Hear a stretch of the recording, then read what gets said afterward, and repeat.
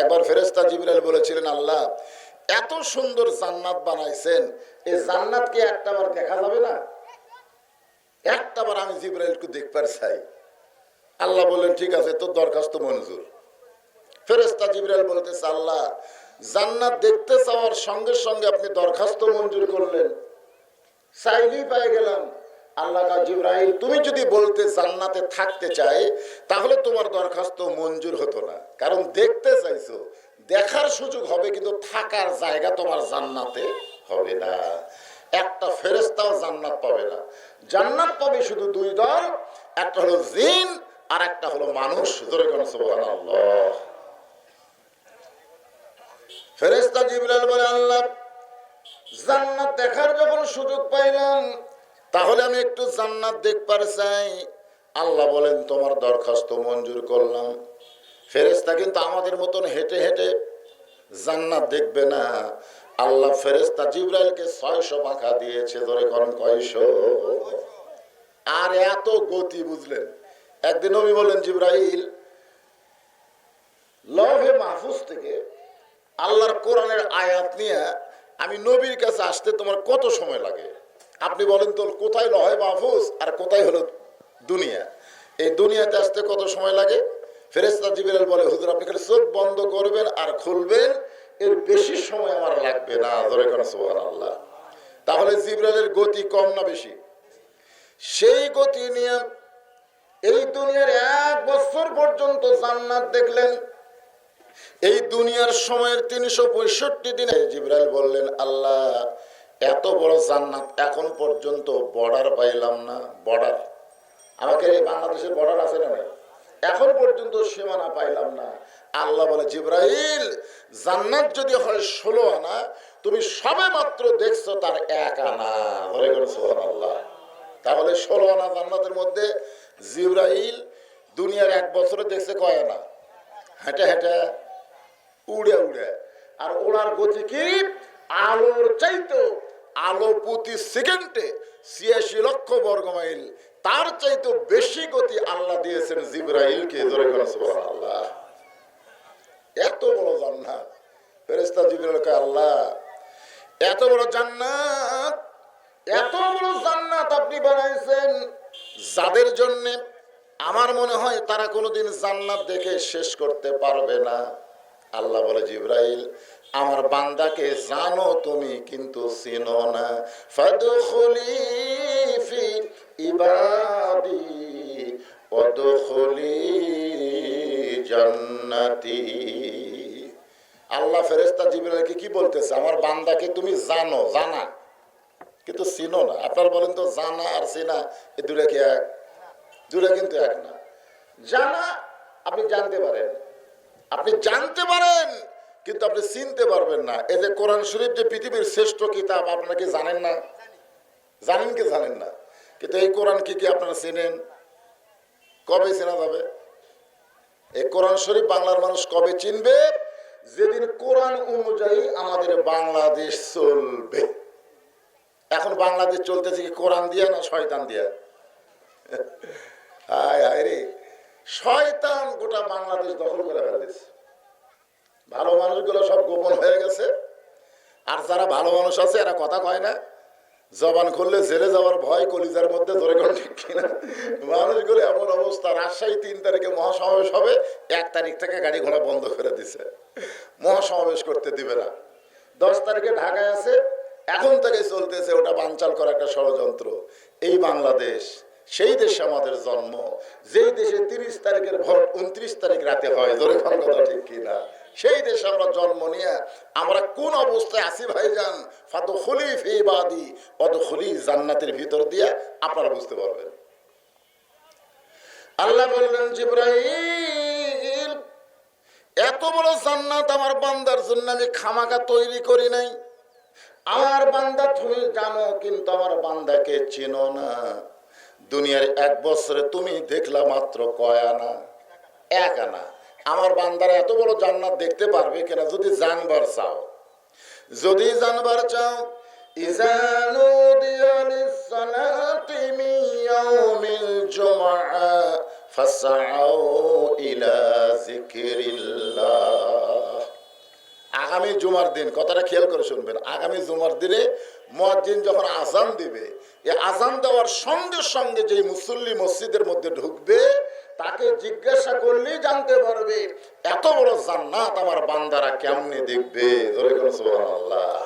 আপনারা বলেন তো এই আয়াতের মধ্যে কি বলা হয়েছে, আজান দেওয়ার সাথে সাথে না আজান দেওয়ার পরে পরে? অনেক পরে নাকি? আপনাকে এলাকাতে আমি দেখলাম, আজকে আপনাকে এলাকাতে আমি জুম্মা নামাজ পড়ছি, দেখলাম ভাই আসে শেষে যায় আগে, এদের সংখ্যাই বেশি। সবার শেষে আসবে আবার সবার আগে যাবে। আপনার বলেন তো এদের সংখ্যা কম না বেশি? হ্যাঁ, এদের সংখ্যাই বেশি। অথচ আল্লাহ বলেছেন আজান দেওয়ার সঙ্গে সঙ্গে মসজিদ আসতে হবে। এরা আজান দেওয়ার সাথে সাথে আসে না। আজান দিলে কয় গোসল করা লাগবে, আজান দিলে কয় রে আজ জুমার দিন রে, আমার মনেই নেই রে, আয় আয়। এবার সবার শেষে আসলো, বেচার শেষে আসলি একটু আফসোস কর, একটু তওবা কর যে আমি আল্লাহর কোরআনের আয়াতের সঙ্গে গাদ্দারি করেছি, আল্লাহর হুকুমের সঙ্গে গাদ্দারি করেছি, আমি পরে আইলাম একটু সবার শেষে বার হবে। না না না না, ওই পরে এসে ওরা আগে বার হবে। এই প্রতিযোগিতা আছে না নাই? জোরে গান আছে না? এই প্রতিযোগিতা এরা বেশিরভাগ যুবকেরাই করতেছে।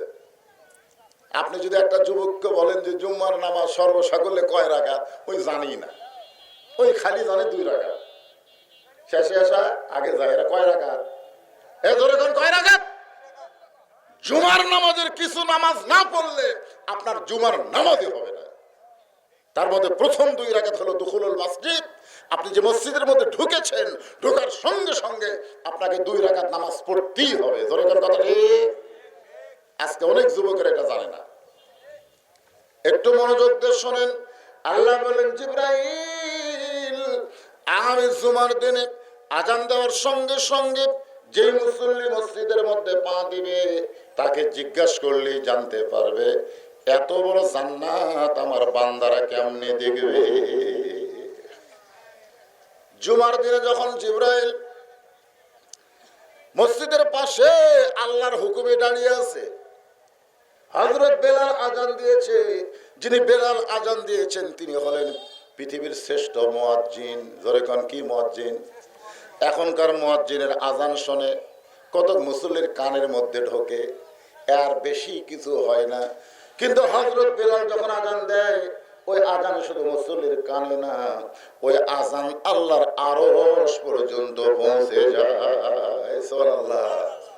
একবার রাসূল বললেন, সাহাবীরা মুয়াজ্জিনের ফজিলত তোমরা জানো? সাহাবীরা বললেন, হুজুর আপনি যদি বলেন তাহলে আমরা শুনি। রাসূল বললেন, হাসরের ময়দানে আমার মাথার চাইতেও মুয়াজ্জিনের মাথা উপরে যাবে। মানে আমি নবীজি দাঁড়িয়ে থাকবো, আমার পাশে যদি কোনো মুয়াজ্জিন থাকে, মনে করো বেলাল, এই বেলালের মাথা আমার মাথার চাইতে উপরে থাকবে।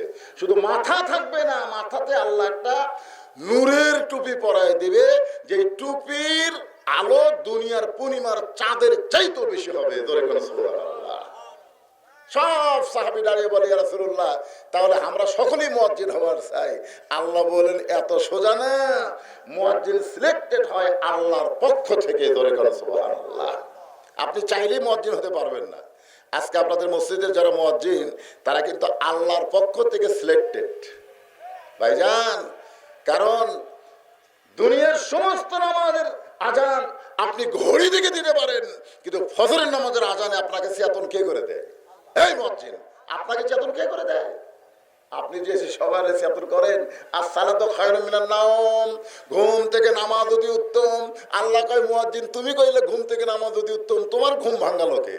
তোমার ঘুম কোন মুয়াজ্জিন ভাঙায়নি, স্বয়ং আমি আল্লাহ তোমার ঘুম ভাঙায়া আমার ঘরে তোমারে পৌঁছায় দিয়েছি। সুবহানাল্লাহ।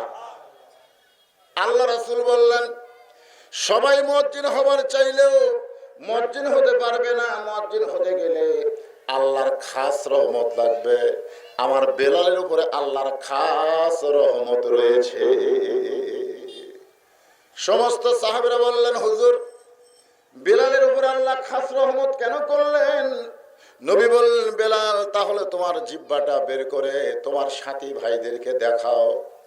এবার আল্লাহ নবীর কথা মতো হযরত বেলাল জিহ্বাটা বের করে যখন সাহাবীদের সামনে বের করলেন, অনেক সাহাবী জানে না, কারণ নবীর তো বেশি সাহাবী মক্কাত হয়নি, মাত্র 320 জন সাহাবী 13 বছরে। আর মদিনায় আসার পরে নবীর সাহাবীর সংখ্যা বৃদ্ধি পেয়েছে, জোরে কোন সুবহানাল্লাহ।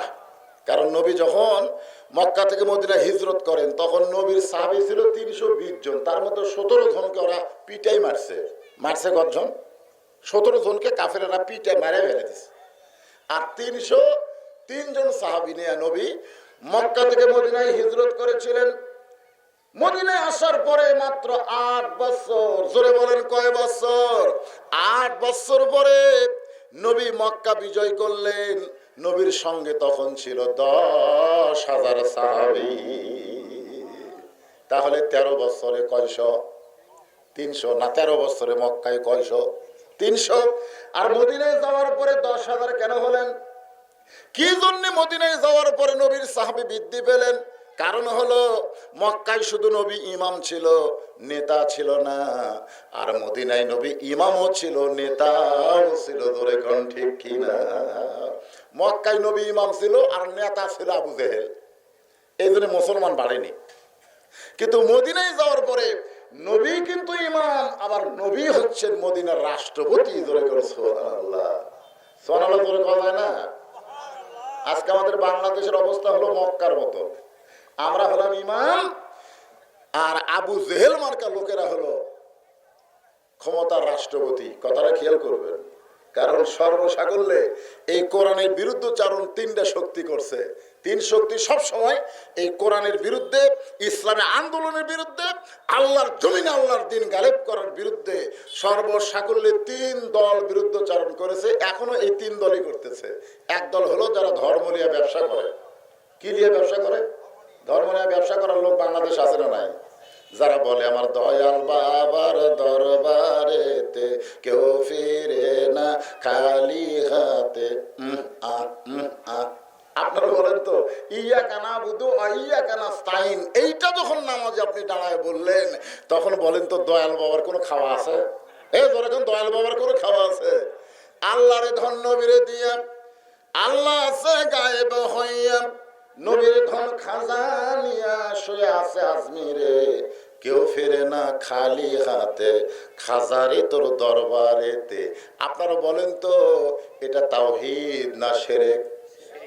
এই সমস্ত ধর্ম ব্যবসায়ী যারা ধর্ম নিয়ে ব্যবসা করে, মানুষের সেন্টিমেন্টের জায়গায় হাত দেয়, ওই সকল ধর্ম ব্যবসায়ী কোনোদিন চাবে না যে আল্লাহর কোরআন দিয়ে বাংলাদেশ চলুক। কারণ ওরা জানে কোরআনের শাসন যখন চালু হবে তখন ধর্ম ব্যবসা বাংলাদেশ থেকে নিষিদ্ধ হয়ে যাবে। ধরেন ঠিক কিনা?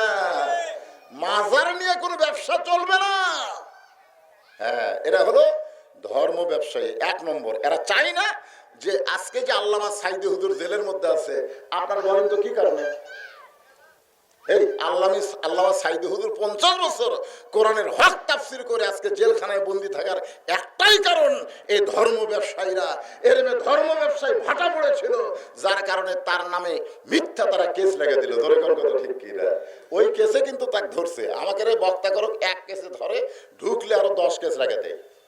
দেখবেন মাঝে মধ্যে অমুক আলেমের জামিন হচ্ছে, জেল গেটে এসে আবার নিয়ে যাচ্ছে। আইরে আমাদের বিপদ ভাই, একবার ধরলে আর বার হওয়ার কোনো তৌফিক নাই। আর পরিমণের মতন ব্যবসারা ধরা পড়লে সঙ্গে সঙ্গে বের হওয়ার ফাঁক ফোঁক আছে না নাই? ধরে করা আছে নাই?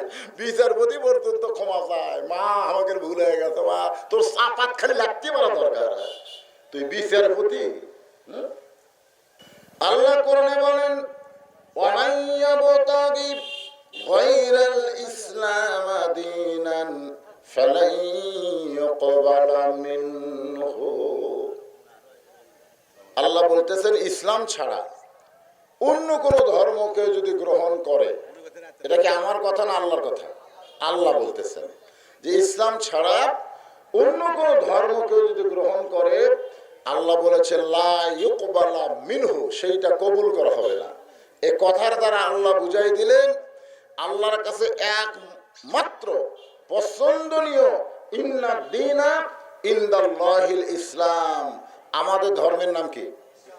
আর সেই ইসলামের মধ্যে সবচাইতে ভদ্রতা, শালীনতা, এই ইবাদতের নাম হলো নামাজ। ফাদখুলি ফি ইবাদি ওয়াদখুলি জান্নাতি, আপনারা বলেন তো, আমরা যে কাতারবদ্ধ হয়েছি, বাংলাদেশে যে 14 দল 20 দল বা 22 দল যত দল আছে না নাই? আছে না নাই? আছে তো। যারা ক্ষমতায় আছে তারা হয়তো 14 দল, আর যারা ক্ষমতার বাইরে আছে তারা হয়তো 22 দল। আপনারা বলেন তো, 22 দল আর 14 দল যদি নামাজে দাঁড়ায়, এক এক দলের জন্য কি এক এক কাতার হয়? এরকম কি কোনোদিন দেখছেন? আমি নিজের চোখে দেখছি। মসজিদের মধ্যে 3 জন মুসল্লি, কোনো হুজুর নাই। কয়জন মুসল্লি? 3 জন মুসল্লি, কোনো হুজুর নাই। এখন আর 3 জন নামাজ পড়বে, ইমামতি করবে কে? সমস্যা হয়ে গেছে। তো এখন ডান পাশে যিনি দাঁড়াচ্ছেন হলেন আওয়ামী লীগ, আর বাম পাশে যিনি দাঁড়াচ্ছেন হলো বিএনপি, মাঝখানে যিনি আছেন তিনি হলো জামাত। এখন বলছে যে ভাই, আমাদের 3 জনের মধ্যে ইমামতি কে করবে? একজন তো ইমাম হওয়া লাগবে। তখন আওয়ামী লীগ বলতে যে ভাই, জীবনে নামাজ পড়িছি রে, কোনোদিন পড়াইনি, আমার পড়ানোর যোগ্যতাই নেই। বিএনপি বলতেছে আমি বড়দূর পারি, আকামত দিবার পারবো, কিন্তু পড়াবার পারবো না। জামাত ইসলাম বলতেছে ভাই আমি পড়ি এবং মাঝে মধ্যে পড়াই, এখন কি করবা? তখন বলে তাহলে তুমি সামনে যাও। জামাত ইসলাম বলতেছে আমি কিন্তু যুদ্ধ অপরাধী ভাই, আমার সামনে দিয়ে তোমাকে নামাজ হবে। আওয়ামী লীগ বলতেছে এই পেঁচাল পারিস কেন? যত দল চলবে নামাজের বাইরে, নামাজের ভিতরে সবাই এক দল। দরকার সুবহানাল্লাহ। তাহলে আমরা যারা এখানে নামাজ পড়লাম সবাই কিন্তু 22 দল 14 দলের ভিতরে, দরকার ঠিক কিনা? কিন্তু যখন কাতারবদ্ধ হলাম তখন কয় দল? আপনার পাশে যদি আওয়ামী লীগ দাঁড়ায় বা বিএনপি দাঁড়ায় বা জামাত দাঁড়ায়, আপনি কি কোনার ঘুরতে পারছেন? বরং ফাঁক থাকলে আপনি আরো টানে আনতেছেন। আওয়ামী লীগ টানতেছে, জামাত আয় ভাই, মাঝখানে ফাঁক তুললে ফাঁকের মধ্যে শয়তান ঢুকবে। ফেরেশতাকে আল্লাহ কি দেখতেছে? আল্লাহ যারা ফাটাফাটি রক্তারক্তি করে আর মসজিদের মধ্যে নামাজের মধ্যে গেলে তারা কাতারবদ্ধ হয়ে দাঁড়ায়, আল্লাহ বলে এই মসজিদের আইন যেদিন সমাজে চালু হবে সেদিন গোটা বাংলার মুসলমান এক দল হবে। ধরে করে সুবহানাল্লাহ। কি বাবা, এখানে গল্প করা চলবে? কথা কথা যাবে? হ্যাঁ, যে নামাজটা আমরা আদায় করলাম, এই নামাজটা হলো আসরের নামাজ। জোরে বলেন কোন নামাজ? লাইলাতুল মিরাজে আল্লাহ যখন আসরের 4 রাকাত ফরজ নামাজ নবীকে দিচ্ছেন, আল্লাহ কিন্তু নবীকে শুধু ফরজ নামাজ দিয়েছেন 5 ওয়াক্ত মিলে হলো 17 রাকাত। জোরে বলেন কয় রাকাত? তার মধ্যে আসরের হলো 4 রাকাত। যে নামাজ আমরা পড়লাম, এই নামাজটা পড়লে আমাদের লাভটা কি? এটা কিন্তু নবী আল্লাহর কাছে জানতে চেয়েছে, ওগো নবী, আমার উম্মতেরা আসরের 4 রাকাত ফরজ নামাজ যখন জামাতের সঙ্গে আদায় করবে, আপনি আল্লাহ তাদের প্রতি কেমন খুশি হবেন? আল্লাহ বলে, হাবিব, আপনার উপরে যেই কিতাব আমি নাজিল করেছি, এই কিতাবের ভিতরে একটা নবীকে সবচাইতে বেশি আলোচনা করেছি। সেই নবীর নাম হলো মূসা কালিমুল্লাহ। আমরা যে নামাজ পড়লাম, এই নামাজ পড়লে আমাকে লাভ কি হলো? একটা লাভ লস আছে না? নাই? জোরে করা আছে না? সেটা বোঝানোর জন্য বলতেছি। এই কোরআন শরীফের মধ্যে সবচাইতে আল্লাহ যে নবীকে নিয়ে বেশি কথা বলেছেন, আলোচনা করেছেন, তার নাম কি? মূসা কালিমুল্লাহ। মূসা কালিমুল্লাহ মাঝে মধ্যে তুর পর্বতে যাইতেন। তুর পর্বত, ওইখানে গেলে আল্লাহর সঙ্গে তার ডাইরেক্ট কথা হতো। আল্লাহর হাবিব বলেন, মূসা নবী তুর পর্বতে গেলে আল্লাহ যেমন খুশি হয়, আমার উম্মতেরা দৈনিক 5 বার যখন মসজিদে যাবে, এর চাইতে আল্লাহ আমার উম্মতের প্রতি বেশি খুশি হবে। মূসা নবীর চাইতেও আল্লাহ আমাদের প্রতি বেশি খুশি হবে, এ কথা রাসূল বলেছেন। দৈনিক কয়বার যাওয়া লাগবে? 5 বার দৈনিক। একবার যায় যদি শুয়ে পড়েন, না শুয়ে পড়ছে যে ভাই আমি ঘুম পারবো, উঠবো, নামাজ পড়বো, শোকবো, আবার ঘুম পারবো, উঠবো, নামাজ পড়বো, এইরকম যদি শুয়ে পড়ে, সে সম্পর্কে আল্লাহ বলেছেন, ফাইজা কুদিয়াতিস সালাতি ফান্তাশিরু ফিল আরদ। মসজিদে গিয়ে ঘুম পড়া যাবে না, মসজিদে গিয়ে আড্ডা গুলি মারা যাবে না। জোহরের নামাজ শেষ হয়ে গেল, সবাই মুসল্লি বাড়িতে আইছে, কিন্তু ওরা 3 জন মুসল্লি 4টা ফ্যান দিয়ে গল্প করতেছে। 3 মুসল্লি ফ্যান দিতে কয়টা? 4টা ফ্যান দিয়ে গল্প করতেছে। ফেরেশতাকে আল্লাহ সবাই নামাজ পড়ে বাড়িতে গেল, এই 4টাতে বাড়িতে যায় না, 3টাতে বাড়িতে যায় না, এর কি রেজাল্ট কি? আল্লাহ বলতেছে এর কি রেজাল্ট হলো, নামাজের পরে যতক্ষণ এদের মাথায় ফ্যান ঘুরিছে, এই ফ্যানের বিল এই তিনটা শয়তান আলাদাভাবে না দেওয়া পর্যন্ত এরা জান্নাতে যাওয়ার পারবি না।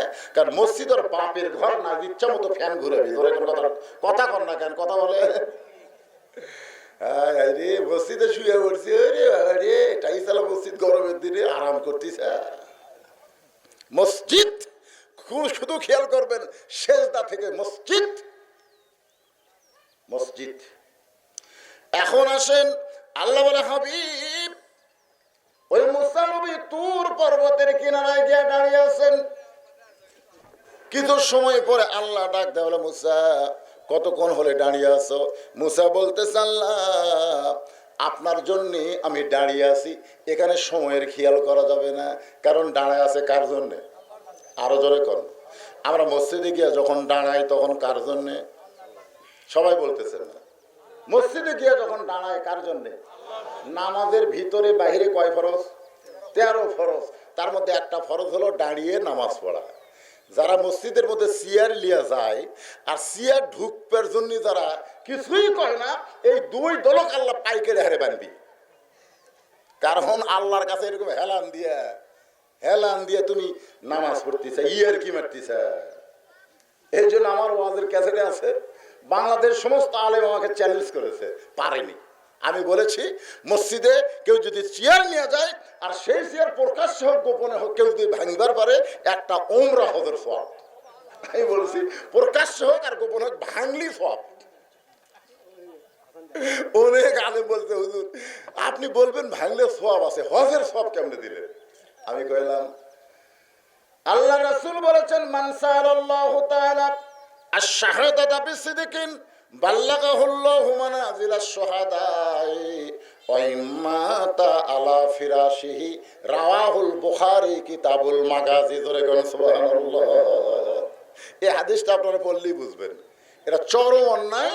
কারণ আল্লাহ বলেছেন কুম মানে দাঁড়াও, লিল্লাহি আমার জন্য, আল্লাহর জন্য দাঁড়াও।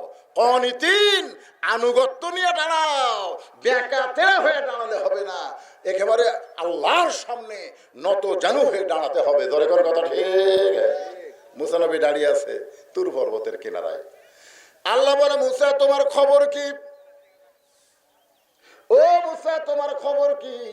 সঙ্গে সঙ্গে মুসা বলতেছে আলহামদুলিল্লাহ।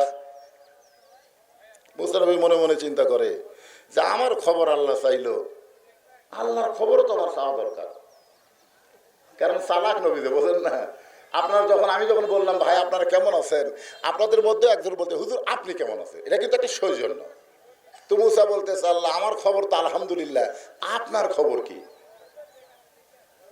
আল্লাহ বলতেছেন মুসা মারাত্মক প্রশ্ন করেছ, আমার খবর যদি জানবার চাও ইযহাব ইলা ফিরাউন ইন্নাহু তাগা।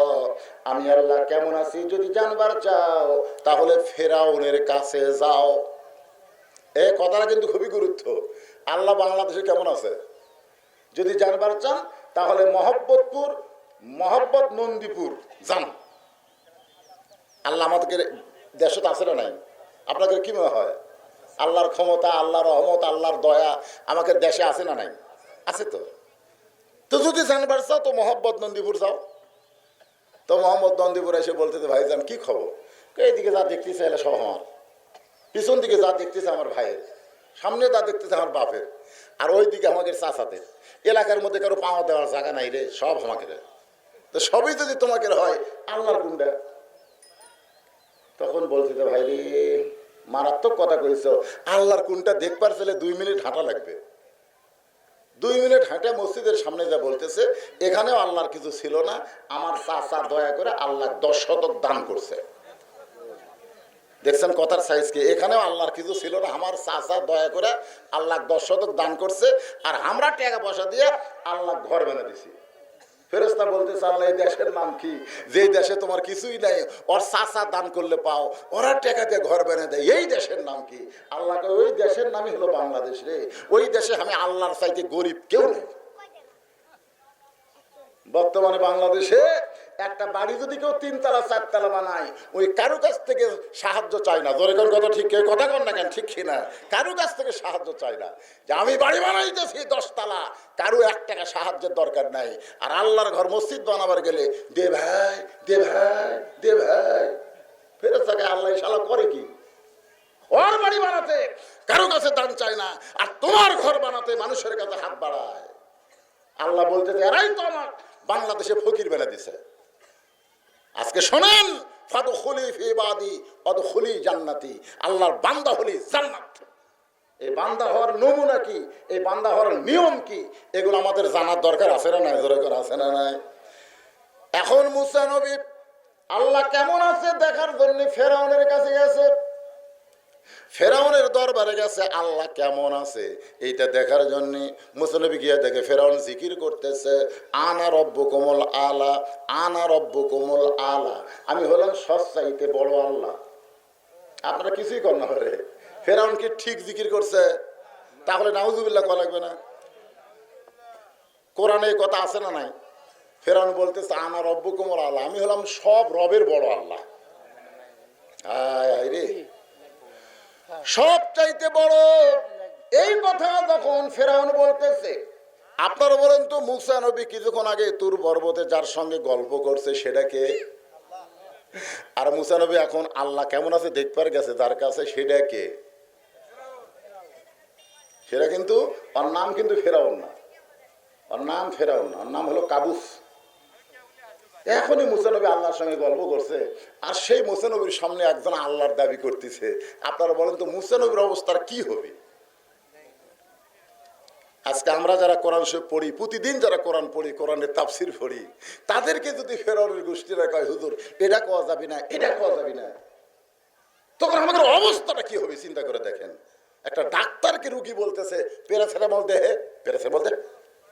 ডাক্তার কয় কে রে, তোর প্যারাসিটামল লাগবে না কি লাগবে, আগে তো পরীক্ষা করি। কয় পরীক্ষা করার আমি যা চাই তাই দে। আজকে আমরা ওয়াজ করবার গেলে আমরা ডাক্তার, শ্রোতারা কয় হুজুর এটা চলবি না, এটা চলবি না, তো চলবি কি?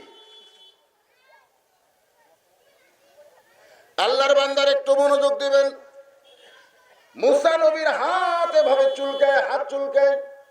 আল্লাহ বুঝবার পারছে ফেরাউন যে জিকির করতেছে, মুসা এখন কথার ব্যবহার না করে হাতের ব্যবহার করবে। ধরে কোন কিসের ব্যবহার? 1 নম্বর ব্যবহার হলো হাত দিয়ে। ধরে কোন কি দিয়ে? কথা কন না কেন, কি দিয়ে? হাত দিয়ে। 2 নম্বর না পারলে জবান দিয়ে। 3 নম্বর না পারলে নাউজুবিল্লাহ দিয়ে। 1 নম্বর হলো হাত দিয়ে। মুসা নবী কেবল হাত চুলকাচ্ছে। আল্লাহ বুঝবার পারছে যে মুসা যদি ফেরাউনকে এক চল মারে, আজরাইলকে মারে চোখের মনি উল্টে গেছে। কাক মারে? এ কথা কেন, কাক মারে? আজরাইলকে একটা চল মারছে ভাই, এক চড়ে চোখের মনি বের হয়ে গেছে। যে আজরাইল চড়তে চোখের মনি বার করে, তাই ফেরাউনের মারলে কি হবে? এর আগে কিন্তু মুসা ফেরাউনের বাবুর্চিকে একটা চল মারছিল, এক চড়ই শেষ। মানে এক দোকানের থেকে বাবুর্চি বাকি খাই, টাকা থাকলে কয় দোকান তুলে দেবো, তো দোকানদারের সব শেষ। ফেরাউনের বাবুর্চি বলতে ভাইজান এই যে লাখ লাখ টাকা বাকি খাচ্ছে, টাকাটা না দিলে আমার দোকান তো বন্ধ হয়ে গেল। তোর দোকান বন্ধ হলে কি তুই আমাকে চিনিস? আমি ফেরাউনের লোক, আমি ফেরাউনের লোক রে। তো লোকটা রাস্তায় বসে যখন কান্দে, মুসা আসতেছে। মুসা বলে কান্দো কেন? বলে কান্দার কারণ হলো ফেরাউনের লোক আমার দোকানে বাকি খাইতে খাইতে দোকান শেষ, এখন টাকা চাইলে বলে আমি ফেরাউনের লোক। মুসা বলতে আমি আল্লাহর লোক। কুটি গেল ফেরাউনের লোক, যাচ্ছে সামনে যা বলতে যাই টাকা দে। এই আমাকে চিনিস আমি কোন দল করি? আমাকে চিনিস? আমার দল বর্তমান ক্ষমতায় আছে।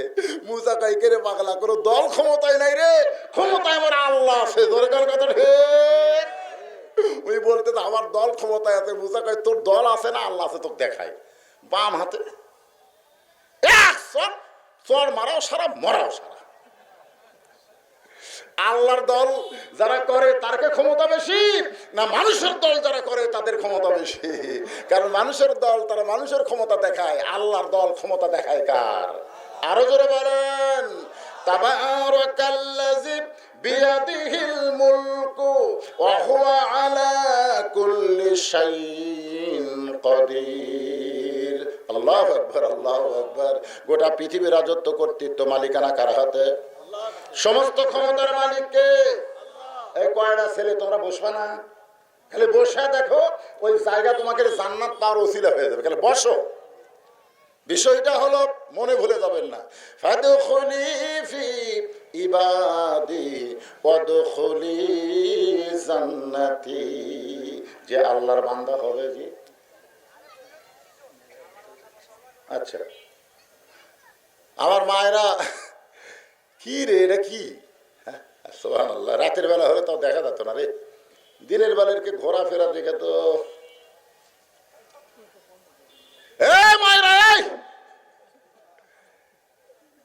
মন যদি চায় কোরআনের মাহফিলে পর্দায় বসো, আর না চাইলে ঘোরাফেরা করো না। কারণ তোমাদের নেত্রীকে সাইদাতুন নিসায়ে আহলুল জান্নাহ, সাইদাতুন নিসায়ে আহলুল জান্নাহ ফাতেমাতুজ জোহরা। বলেন সুবহানাল্লাহ। আমার মায়েরা বোনেরা শোনেন, আল্লাহ নবী মেয়েদের মাত্র 4টি আমলের কথা বললেন। 1 নম্বর হলো নামাজ, 2 নম্বর রমজান মাসে রোজা, 3 নম্বর স্বামীর কথা মতো চলা, স্বামীর এতাআত করা, স্বামীকে খুশি করা, 4 নম্বর হলো সতীত্বের হেফাজত, পর্দা করা। ফাতেমা গিয়ে নবীকে বললেন, বাবা এই 4টি আমলের মধ্যে সবচাইতে গুরুত্বপূর্ণ আমল কোনটা? আল্লাহ রাসূল বললেন, 24 ঘন্টার মধ্যে 5 ঘন্টা নামাজ পড়লেই নামাজের হক আদায় হবে, বছরে 1 মাস রোজা রাখলে রোজার হক আদায় হবে, স্বামী যখন কাছে থাকবে তখন স্বামীর খেদমত করবে। নবী বললেন, ফাতেমা সতীত্বের হেফাজত, পর্দা করা এর কোনো সময় নাই মা, এটা 24 ঘন্টাই তোমার জন্য ফরজ। কয় ঘন্টা? 24 ঘন্টায় ফরজ। সঙ্গে সঙ্গে ফাতেমা নবীর সামনে এভাবে মাথায় ঘোমটা দিয়ে বললেন, বাবা আজকে আপনার সামনে আমি ওয়াদা করলাম, অন্য 3টা আমল কেমন করব জানি না, কিন্তু এখন থেকে পর্দার ভিতরে ঢুকে গেলাম। রাসূল বলে, ফাতেমা মেয়েরা যদি পর্দার ভিতরে ঢুকে যায়, বাকি 3টা আমল করা আল্লাহ তার জন্য সহজ করে দেয়। সরল কর না ঘাট। মেয়েরা যদি পর্দার মধ্যে ঢুকে যায়, বাকি 3টা আমল, নামাজ রোজা স্বামীর খেদমত, এই 3টা আমল তার জন্য সহজ করে দেয়। সঙ্গে সঙ্গে ফাতেমা নবীর কাছে ওয়াদা করে পর্দায় ঢুকে গেলেন। এমন পর্দার সিনারি ছিলেন, একদিন গভীর রাত্রে স্বামীকে বুকের মধ্যে নিয়ে ফাতেমা কাঁদতেছেন। আলী বলেন, বিবি গো কি হয়েছে তোমার, কি জন্য কান্দো? ফাতেমা বলে, স্বামী সবসময় পর্দার ভিতরে থাকার কারণে পর্দাকে আমার এতই মহব্বত হয়েছে, আমি আল্লাহকে বলেছি, আল্লাহ এই ফাতেমার মৃত্যুটা তুমি পর্দার ভিতরে দিও। আমার দোয়া আল্লাহ কবুল করেছে, আর কবুল করার কারণে আজকে গভীর রাত্রে পর্দায় আমার মৃত্যু হবে। যেই মাত্র কয়েছে গভীর রাত্রে পর্দায় আমার মৃত্যু হবে, গাছের গোড়া কাটলে গাছটা যেমন ঠাস করে পড়ে যায়, তেমনি পড়ে গেলেন হযরত আলী ঘরের মাজায়। ফাতেমা আস্তে করে স্বামীর মাথাটা উড়াতে নিয়ে কপালে একটা চুমু দিয়ে বললেন, স্বামী গো এমন করে আপনি কাঁদবেন না, কারণ আসলে যাইতে হবে, এই কথাটা প্রত্যেকটা মানুষের মনে রাখতে হবে। এমন করে আপনি কাঁদবেন না, এই দুনিয়াতে আসলে যে যাওয়া লাগবে এই কথা সত্য না মিথ্যা? ফাতেমা বলে, স্বামী আমি মরে যাওয়ার পর আমার 3টা চাওয়া আপনি পুরা করবেন। আলী কান্দার বলে, দুনিয়ার জীবনে কষ্ট পাবে বলে কিছুই চাইলা না, আমি কষ্ট পাবো বলে তুমি কিছুই চাইলা না, মরে যাওয়ার পরে তুমি কি চাইবা? 1 নম্বর চাওয়া হলো রাতের অন্ধকারে আমাকে দাফন করা লাগবে, আমি রাতের বেলা মরবো, আর দিনের বেলা আমাকে কবর দিবেন সেটা চলবে না, রাতের অন্ধকারে আমাকে দাফন করা লাগবে। আমার 2 নম্বর চাওয়া হলো আমার কোনো জানাজার ব্যবস্থা করবেন না। আলী বলে, ফাতেমা তুমি নবীর কলিজার টুকরা, তোমার মৃত্যুর খবর শুনলে লক্ষ মানুষ তোমার জানাজায় দোয়া করবে, তুমি কি এত বড় দোয়ার মাহফিল চাও না? ফাতেমা বলে, স্বামী লক্ষ লক্ষ মানুষ যদি বলে ফাতেমা ভালো, আপনি খেয়াল করে দেখবেন আল্লাহ কিন্তু লক্ষ লক্ষ মানুষের মুখের দিকে তাকাবে না, আল্লাহ তাকায় থাকবে আপনার দিকে, আপনি কি বলেন? যদি লক্ষ লক্ষ মানুষ দোয়া করে ফাতেমা ভালো, আর আপনি যদি বলেন ফাতেমা খারাপ, এই ফাতেমা কোনোদিন জান্নাতে যাওয়ার পারবে না। আর দুনিয়ার তামাম মানুষ যদি বলে ফাতেমা ভালো, ফাতেমা ফাতেমা খারাপ, আর আপনি যদি বলেন আমার ফাতেমা ভালো, আল্লাহ তাআলা আপনার মুখের ভালো কথা শুনে ফাতেমার জন্য 8টা জান্নাতের দরজা খুলে দিল। ও ওগো স্বামী, আমার লাশটা কিন্তু খাটনিতে তোলা চলবে না, কারণ খাটনি কান্দে নেওয়ার যে 4 জন পুরুষ মানুষ, আমি ফাতেমা হিসাব করে দেখলাম বর্তমানে নাই। আমার বাবা যদি দুনিয়াতে থাকতো, মরা মেয়ের লাশের খাটনি বাবা কান্দে নেবার পারতো। আমার হাসান হোসেন যদি বড় হইতো, তাহলে মায়ের লাশের খাটনি কান্দে নেবার পারতো। আমার হাসান হোসেন এত ছোট, আমার বাবা 6 মাস আগে দুনিয়া থেকে চলে গেছে। ওগো স্বামী, আপনি আমার লাশটা নিয়ে জান্নাতুল বাকির পূর্ব কোণায় সবুজ রঙের বাতি জ্বলবে, ওই বাতি বরাবর আমাকে দাফন করে দিবেন। আলী বলতেছেন, আমি দাফন করার পরে আল্লাহকে বললাম, আল্লাহ আমার ফাতেমাকে তুমি কবুল করে নাও। এই দোয়াটা করার সঙ্গে সঙ্গে তাকায় দেখি সামনে কয়েকটা পুরাতন কবর দেখতে পাই। এইমাত্র ফাতেমার কবর দিলাম, সেই কবরটা গেল কোন জায়গায়? গোটা জান্নাতুল বাকির মধ্যে আলী দৌড়ায় বলে, ফাতেমার কবর, ফাতেমার কবর। আল্লাহ বলে, আলী রে, তুই যতই দৌড়া ফাতেমার কবর আর খুঁজে পাবি না। আমি আল্লাহ তাআলা ফাতেমাকে এত পছন্দ করেছি, তার পর্দাকে কবুল করেছি, তাকে জোহরা ডিগ্রি দিয়া তার কবরকেও পর্যন্ত আমি পর্দার মধ্যে ঢুকাইয়া দিছি। ও মায়েরা, সেই ফাতেমার সিগনেচার ছাড়া একটা মাও জান্নাতে যাওয়ার পারবে, একটা মাও জান্নাতে যেতে পারবেন না। ও শুনবার আইছেন না ঢং করবার আইছে না? দেখা যায় আর কেউ যায় নাকি দেখি তো। আর এই ইয়ং জেনারেশন কি হলো, এরা বসে না কেন? এরা বসে না কেন? আশ্চর্য ধরনের কথা। আপনার কি লক্ষণ ভালো? এই যে ছেলেবেলা খালি ঘুরতেছে, লক্ষণ ভালো? বসো বাবা, বসো বসো বসো। ওদের একটা গান ছোটবেলায় শুনছিলাম, চাবি মাইরা দিছে সাইরা, চাবি মাইরা দিছে সাইরা, জনম ভর ঘুরিতেছে। শয়তান এমন চাবি মারা ছেড়ে দিছে, এর আর বসার টাইম পায় না, খালি ঘরে খালি ঘরে। এই ঘোরাঘুরির পিছনে আর একটা কারণ হলো, ওরা যখন মায়ের পেটে ছিল তখন মা পেট নিয়ে গোটা পাড়া ঘুরিছে, ওই পেটের মধ্য থেকে ঘরণী ব্যারাম পাচ্ছে। এই জন্য একজন নেপোলিয়ন বলেছে, ভালো একটা সন্তান যদি চাও, ভালো একটা মায়ের দরকার।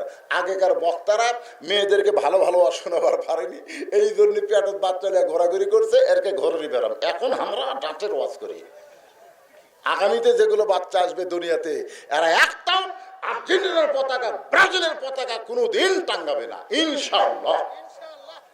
সরকার বলছে 23 সাল হলো দুর্ভিক্ষের বছর, আর আমরা আলেমেরা বলছি 23 সাল দুর্ভিক্ষের বছর না, 23 সাল হবে পরিবর্তনের বছর।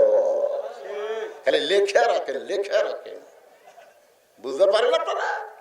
গোটা বাংলাদেশ ঘুরতেছি আপনাদের দোয়ায়, পৃথিবীর বহু রাষ্ট্রে ঘুরি, দেখতেছি তো, দেখতেছি না? এবং আল্লাহ বলেছেন, ইত্তাকু ফিরাসাতাল মুমিনিনা ফাইন্নাহু ইয়ানজুরু বিনুরিল্লাহ। খালি দুই চোখ দিয়ে দেখিস না, একটু অন্তরের চোখ দিয়ে তাকায় দেখ। এই যুবকের একদিন ইসলামী আন্দোলনের কর্মী হয়ে যাবে ইনশাআল্লাহ, ইনশাআল্লাহ। এই যুবক শুধু কিনটাস মোবাইল নিয়ে ঘুরবে আর ফ্রি ফায়ার পাবজি খেম খেলবে না, না, এই যুবকদেরকে আর ছাড় দেওয়া যায় না। এদের কোরআনের শিকল দিয়ে কোরআনের মাহফিলে শুধু নয়, কোরআনের আন্দোলনের সৈনিক বানাতে হবে। ধরে ধরে কথা, হ্যাঁ, ঘুরিস না বাজান, বস বস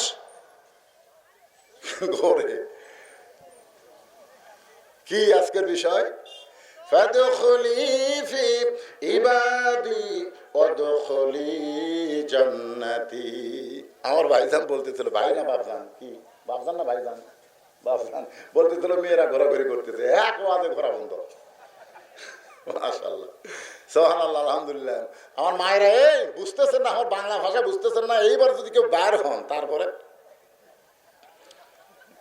আসলে সময় কম, ওয়াজ করা লাগবে একটা বিষয়ের উপরে। বিষয়টা হলো ফাদখুলি ফি ইবাদি ওয়াদখুলি জান্নাতি।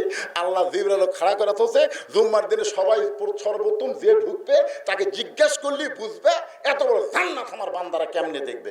মনে আছে না, ভুলে গেছেন? আমি জিবরাইল খাড়া করে থুতে পারে, বেলাল আযান দিছে, এখন ঢুকবি কে? এটা শোনা লাগবে না? ওটাই তো বান্দারে, যাই প্রথম ঢুকবি ওটাই বান্দা, আর শেষে যাই ঢুকবি ওই কি? হ্যাঁ, সব আলোচনার মধ্যে বুঝাবো ইনশাআল্লাহ। এখন মুসা নবী হাত চুলকাই, ধরে কোন কি চুলকাই? আল্লাহ বুঝবার পারছে, মুসা মারবি, হাত দিয়ে আগে মারবি, এখন আল্লাহর সঙ্গে কথা কয়ে আসলাম, আর তুই আবার বলতেছিস আনা রব্বুকুম আল্লাহ। তাই তো বলতেছে আমি আল্লাহ কেমন আছি যদি জানবার চাও ফেরাউনের কাছে যাও, এই জন্যই তো আল্লাহ কইছে। সঙ্গে সঙ্গে আল্লাহ বললেন উদউ ইলা সাবিলি রাব্বিকা বিল হিকমা মাউইজাতিল হাসানা। আল্লাহ বলে মুসা হাত চুলকে লাভ নাই, হাত চুলকে লাভ নাই। আমি আল্লাহ কেমন আছি এটা তোকে জানার জন্য দেখবার করছি। তুই দেখবার যে হাত চুলকাস কেন? ফেরাউনকে সাইজ করতে গেলে ডাইরেক্ট সাইজ করা যাবে না, হিকমত অবলম্বন করা লাগবে। উদউ ইলা সাবিলি রাব্বিকা বিল হিকমা। আমি যে আল্লাহ তোরে জ্ঞান দিয়েছি এই জ্ঞান খাটা, আগে হাত কেন, আগে জ্ঞান। প্রতিদিন বলতে সব মসজিদে যাই, কই তুই নামাজ পড়াও যাবে না পড়াও তাই, তুই কেমন ভালো। লোকটা দেখতেছে এক নামাজের কথা বলে যে গরম হয়। কি করি কি করি কি করি, আপনাকে এলাকায় সবচাইতে বড় হাটের নাম কি? দাড়িদহ হাট। দাড়িদহ হাটে 3:30টার সময় আর হাত ধরছে। ওই বলতেছে কেরে ভাই কোনো মসজিদে আজান দেয়নি, এখন নামাজেরও সময় হয়নি, তুই আবার হাত ধরলি কেন? বলে ভাই রে আজকে তোমাকে আমি নামাজের কথা কব না, শুধু আজ না আর কোনো দিনও তোমাকে নামাজের কথা কব না, কারণ যতদিন কইছি তুমি একই কথা কইছো, তুই নামাজ পড়াও যা আমি না পড়াও তাই, তো খামাখা তোমাকে নামাজের কথা খবর কেন? তো বলে আজকে হাত ধরার কারণ কি? বলে হাত ধরার কারণ হলো তুমি আমার ভাই, তোমাকে একটু প্রাণ ভরে খাওয়াবার চাই, চলো হোটেলে চাই। আপনি বলেন, আপনারাই বলেন, যাকে নামাজের কথা বললে যে গরম হতো তাকে চা পান খাওয়ার কথা বললে আর গরম হবে? হাত ধরে নিয়ে গেছে হোটেলে, যা বলতে পেঁয়াজি দাও, নিমকি দাও। সুবহানাল্লাহ। তখন মনে মনে করছে আল্লাহ ডাইরেক্ট কয়ে কাম হয়নি, এবার হেকমতে মার হচ্ছে, তোর এখন কিসের মার, হেকমতের। তো বলে ভাইজান তাহলে চলো মসজিদে যাই। এবার মসজিদের কাছাকাছি এসে বলতে তো ভাইজান এতদিন শুধু নামাজের কথা বলেছি, নামাজের কথা বলতেই যে গরম হয়েছেন ভাই, আজকে আর একটা কথা বলবার চাই। বেনামাজি বলতেছে তোর যা ইচ্ছা তাই বল। কি বলবি? বলে কিছু না ভাই রে, আর একটা কথা হলো ঠান্ডা পানি মাস উজু করা লাগবে ভাই, উজু ছাড়া তো নামাজ হবে। উজু করা লাগবে। উজু করার পরে মসজিদের দরজায় গিয়ে বলে ভাইজান এই আল্লাহর ঘরে ঢুকতে গেলে ইচ্ছা মতো ঢোকা চলবে না, এই ঘরে ঢুকতে গেলে ডান পায়ে ঢুকতে হবে। শুধু ডান পায়ে ঢুকলে হবে না, জবান খুলে একটা দোয়া পড়া লাগবে, আল্লাহুম্মা আফতাহলি আবওয়াবা রহমাতি। সকলে বলেন আল্লাহুম্মা আফতাহলি আবওয়াবা রহমাতিক। এই ঘরের মালিকের যারা ইবাদত করবে, আল্লাহ কোরআনে বলেন ফালিয়াবুদু রাব্ব হাযাল বাইত আল্লাযী আত'আমাহুম মিন জু'ইন ওয়া আমানাহুম মিন খাউফ। এই ঘরের মালিককে, এই ঘরের মালিকের যারা ইবাদত করবে আল্লাহ তাদেরকে সাথে সাথে 2টা পুরস্কার দেবে। 1 নম্বর পুরস্কার হবে সেই দেশে কোনো দুর্ভিক্ষ হবে না, সেই দেশে কোনো দুর্ভিক্ষ হবে না। রিজিকের ব্যবস্থা করবে কে? আরো জোরে আল্লাহ বলতেছেন ফালিয়াবুদু রাব্ব হাযাল বাইত আল্লাযী আত'আমাহুম মিন জু'। যত প্রকার খাদ্য আছে রিজিকের কোনো পেরেশানি তোমার ভিতরে থাকবে না, আল্লাহ তাআলা রিজিকের দায়িত্ব নিয়ে নেবে। 2 নম্বর পুরস্কার হলো করোনার ভয় বলো, ডেঙ্গুর ভয় বলো, রোড ডাকাতির ভয় বলো, ছিনতাইয়ের ভয় বলো, সন্ত্রাসের ভয় বলো, যত প্রকার ভয় আছে কোনো প্রকার ভয় আল্লাহ তোমার কলিজার মধ্যে রাখবে না। সমস্ত ভয় থেকে আল্লাহ তোমাকে পুরাপুরি নিরাপত্তা দিয়ে দিবে।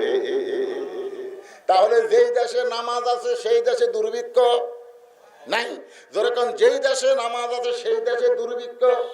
আমি প্রধানমন্ত্রীকে বলবো বাংলাদেশের দুর্ভিক্ষ যদি দূর করবার চান তাহলে বাংলাদেশের যুবকদের হাতে যেরকম অনলাইনে মোবাইল তুলে দিয়েছেন, করোনার দোহাই দিয়া অনলাইন ছাড়া লেখাপড়া হবে না, করোনার দোহাই দিয়ে মোবাইল তুলে দিয়েছেন, আর বাল্য বিয়া আপনি বন্ধ করেছেন, কিন্তু সরকার বাহাদুর বাল্য প্রেম কিন্তু বন্ধ করবার পারেন নাই। বিয়া করা হালাল, সেই বাল্য হালাল বিয়া আপনি বন্ধ করেছেন, কিন্তু বাল্য প্রেম করা হারাম, সে হারামটা বন্ধ করতে পারেন নাই। যখন মোবাইল দিলেন, অনলাইন দিলেন, ছিলেন, অনলাইনের উপরে কিছু নিয়ম রাখা দরকার ছিল। এই পাবজি হাবজি গেম আমার বাংলার যুবকদের মাথা থেকে বের করার দরকার আছে না নাই? এগুলো সব থেকে যদি বাংলার যুবককে আমি মুক্ত করতে চাই, আল্লাহ বলেছেন আল্লাযীনা ইম্মাক্কান্নাহুম ফিল আরদ, জমিনের মধ্যে কাউকে যখন ক্ষমতার চেয়ার দেওয়া হবে, এই চেয়ারের মালিক কিন্তু মানুষ না, চেয়ারের মালিক হচ্ছে আল্লাহ। ওই চেয়ারে বসার পরে তার 1 নম্বর কাজ হলো পদ্মা সেতু নির্মাণ করা, 1 নম্বর কাজ হলো বাল্য বিয়ে বন্ধ করা, 1 নম্বর কাজ হলো মাদক মুক্ত সমাজ গড়া। এগুলো একটাও 1 নম্বর কাজ না। আল্লাহ বলে 1 নম্বর কাজ হলো আকামুস সালাত, নামাজ কায়েম করে দাও। একবার নামাজ যদি কায়েম হইয়া যায়, এরা আর্জেন্টিনার পতাকা কোনোদিন টাঙ্গাবে না, এরা ব্রাজিলের পতাকা কোনোদিন টাঙ্গাবে না, ওরা খ্রিস্টান ইহুদের সঙ্গে বন্ধুত্ব করবে না। এদের কলিজায় নামাজ আদায় করার কারণে এরা এমন বান্দা হবে, দুনিয়ার জীবন সমাপ্ত হলেই এরা জান্নাতের মধ্যে ঢুকবে। তো বলতে যে ভাইজান, এই মসজিদের মধ্যে ঢুকতে গেলে নিয়ম হলো ডান পাও, ধরে কোন পাও? ডান পাও। আর জবান খুলে একটা দোয়া পড়ো, তোমার তো অভ্যাস নাই, কারণ তুমি তো কোনোদিন ঢোকোনি। তা আমার সঙ্গে পড়ো, আল্লাহুম্মা আফতাহলি আবওয়াবা রাহমাতিক। এই দোয়া পড়ে মসজিদের বারান্দা থুয়ে ওই সামনে কাতারে চলে গেছে, যা বলতেছে আল্লাহ আল্লাহ, আমার দায়িত্ব হলো বেনামাজি বান্দাকে তোমার ঘরে আনা। আমার দায়িত্ব কিন্তু হেদায়েত দেওয়া না, আমার দায়িত্ব হলো যেভাবেই হোক, ডাইরেক্ট হোক আর অ্যাঙ্গেলে হোক, যেভাবেই হোক তোমার বেনামাজিকে নামাজের জায়গা হাজির করে দেওয়া। সুবহানাল্লাহ। কার কাছে বলতেছে? আল্লাহর কাছে। আল্লাহকে বলতেছে আমার দায়িত্ব শেষ, তুমি আর আমাকে ধরে পারবে না, তুমি তো আমাকে ধরবে, ধরা শেষ, কারণ আমার দায়িত্ব আমি শেষ করছি। যেভাবেই হোক অর্থ তোমার নামাজের জায়গা ঢুকে দিছি, এখন তোমার দায়িত্ব হলো হেদায়েত দেওয়া, তুমি কি করবে এখন কও। এমন ভাবে আল্লাহর কাছে চোখের পানি ফেলায়। আল্লাহ কয় ওমান আহসানু কওলাম মিম্মান দাআ ইলাল্লাহ ওয়া আমিলা সালিহান ওয়া ক্বালা ইন্নানী মিনাল মুসলিমিন। কে রে, খালি আমি চিল্লাচ্ছি না মাইকও কথা কয়? মাইক কথা করছে তো, শোনা যাচ্ছে তো ঠিক মতো? খুব চিল্লাচ্ছি কিন্তু আমি, কারণ সময় কম, দিনের মাহফিল এরা জানে না, হঠাৎ হঠাৎ দাওয়াত দিলে বোঝা লাগবে না। সুবহানাল্লাহ। মানুষ হবি কখন জানেন? মাহফিলের পর কি রে কখন কয়ে গেল রে। আলহামদুলিল্লাহ, যে কয়জন আছেন মাশাআল্লাহ, এরা সামিয়ানা তদ্দুর করছে, তদ্দুর পর্যন্ত হচ্ছে, হয়নি হয়েছে তো, তাও বলবার পারবেন যে হুজুর আইছিল, লোকজন না হলো সামিয়ানা পুরা হচ্ছে। আলহামদুলিল্লাহ, আলহামদুলিল্লাহ, জোরে করে আলহামদুলিল্লাহ। আল্লাহর বান্দারা কি বলতেছিলাম, এবার দাওয়াতকারী আল্লাহর কাছে কাঁদতেছে, জোরে গান কার কাছে? এখন হেদায়েতকারী কে? আর দাওয়াতকারী কে? আমরা মানুষ হলাম দাওয়াতকারী।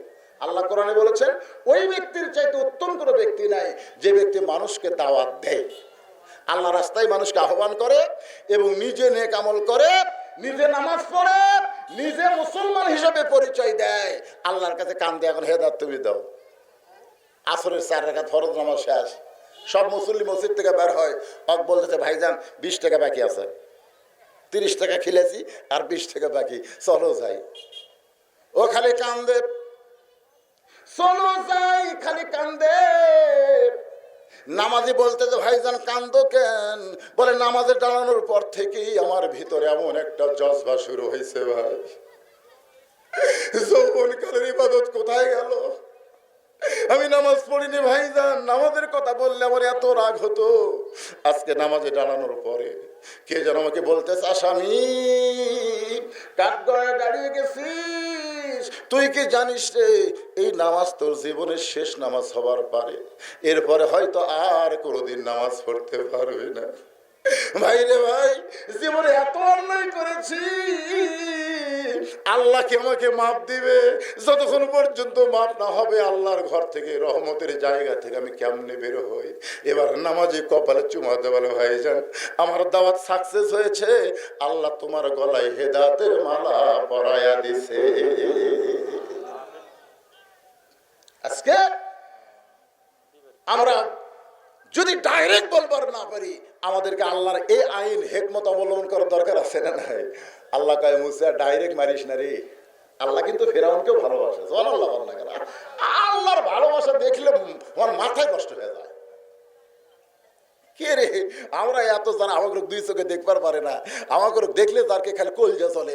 আল্লাহ খালি 5 মিনিট অক্সিজেন বন্ধ করে দিবি, যে 5 মিনিট অক্সিজেন তোদের জন্য বন্ধ, যারা আমার ইবাদত করিস না। 5 মিনিট, কয় মিনিট আপনি বলেন তো? কটি মানুষ মরবি 5 মিনিট নিঃশ্বাস আটকে কেউ বাঁচা থাকবি? আমরা কলেমার দাওয়াত দেই, ওরা আমাকে মারে, আল্লাহ গ্রেজেক দেয়। আল্লাহর যে দয়া ভাই।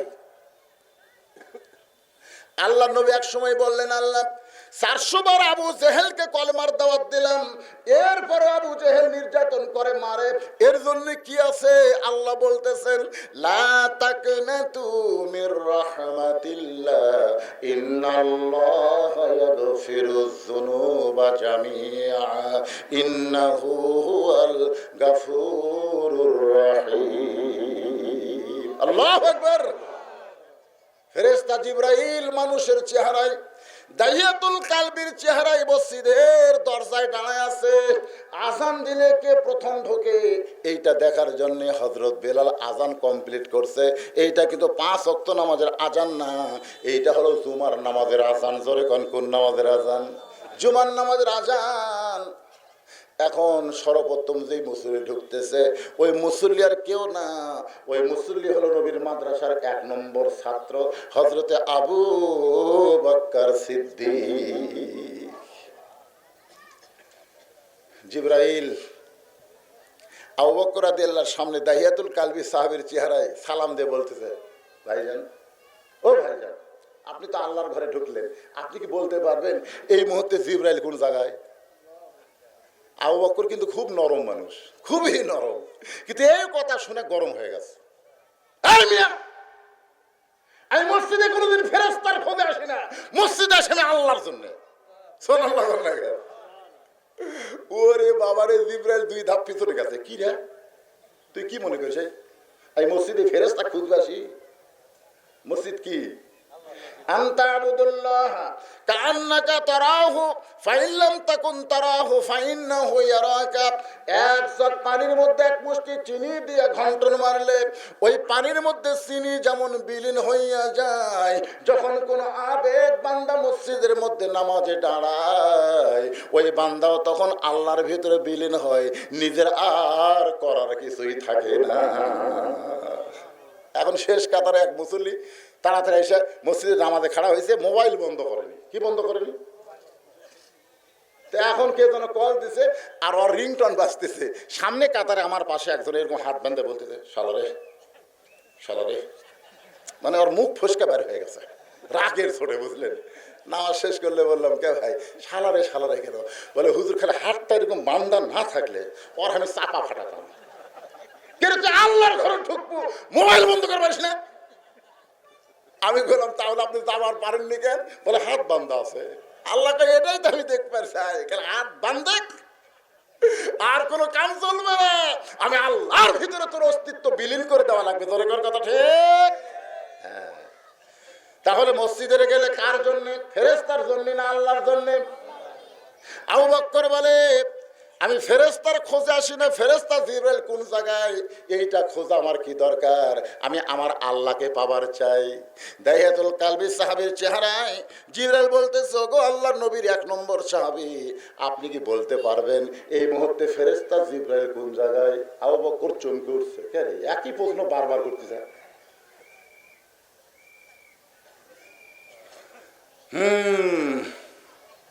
আগে চোখ বন্ধ করছে, কারণ চোখ দেখা এটা আমার বাড়ি, হুজুর দোয়া করবেন হুজুর, 2 কোটি টাকা খরচ করছি, আর 1.5 কোটি লাগবে হুজুর, দোয়া করবেন হুজুর, এই বাসাটা আমার। আমি কইলাম, কে রে পাগলা, আর একবার দেখা? আমার হুজুর। আমি কইলাম, ভাইরে ভালো করে চিন্তা কর, আপনি কি কাগজপত্র দেখবেন নাকি? আপনি কি কাগজপত্র দেখবেন?